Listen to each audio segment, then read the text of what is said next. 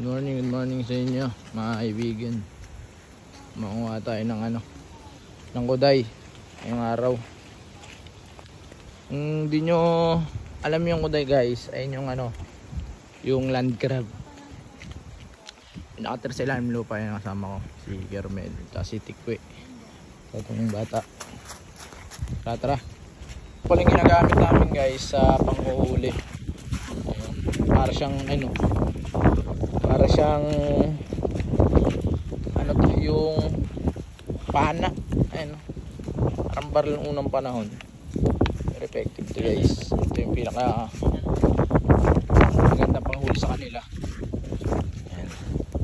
Papakita namin sa inyo paano maglatag nito, paano maglagay sa butas para mahuli mo yung akuday na yun. Dito guys, ayan dinudukduk na ni Kermel sa may butas. Ayan, lilinisin lang natin yung tabi niyan, ganyan.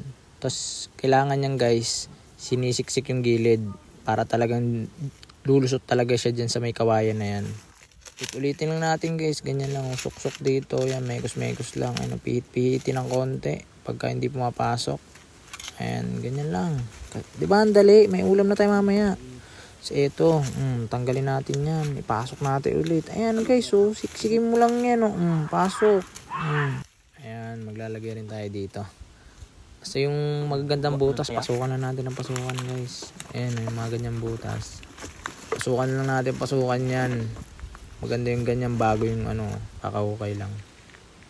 Ayan, more setup tayo dito para mas marami tayong mahuli, di ba? Mas many, mas more guys. Ayan.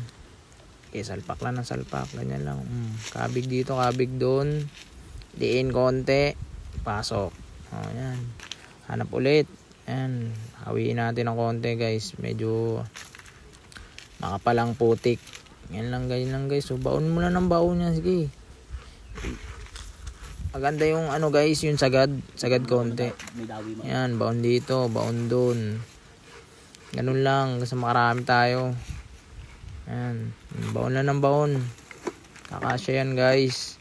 Kahit hindi, pipilit natin. Ayan ganyan lang guys, diba?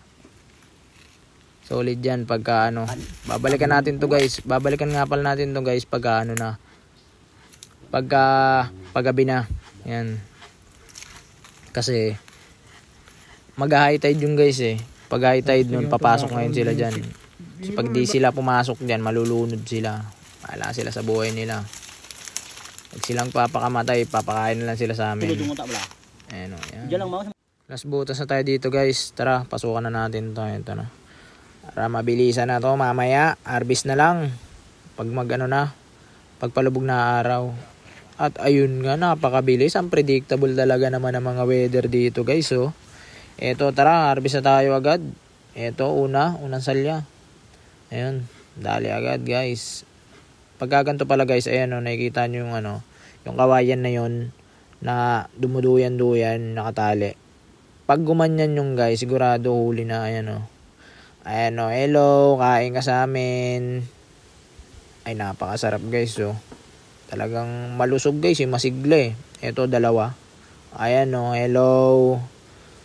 Yari na sa amin to guys. Tara, hanap tayo dito. Ayan. Pasensya na sa ilaw guys, medyo kumukurap-kurap siya Mahina pala, hindi ko nakita agad.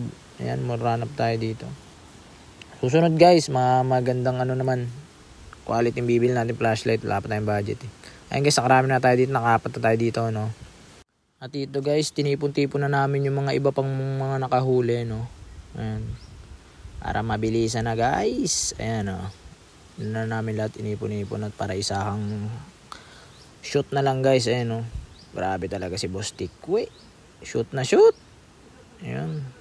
So tara na, uwi na tayo. Papakita ko sa inyo mamaya guys kung ilan yung mga nahuli namin. So ayan guys, ito si Kermel, nanguha siya ng dahon. Hindi pa kasi natin to yung agad guys lulutuin. Dadagdagan pa natin yung guys yung mga nahuli natin. Ito na nga pala yun. Bale, 8 piraso yan. Nakawalo rin tayo sa ganung lang. Isang araw. Dadagdagan natin yan guys. Tapos, alam na kung anong luto. Gata. Solid yan guys. Hanggang dito na lang muna. Maraming salamat sa inyo.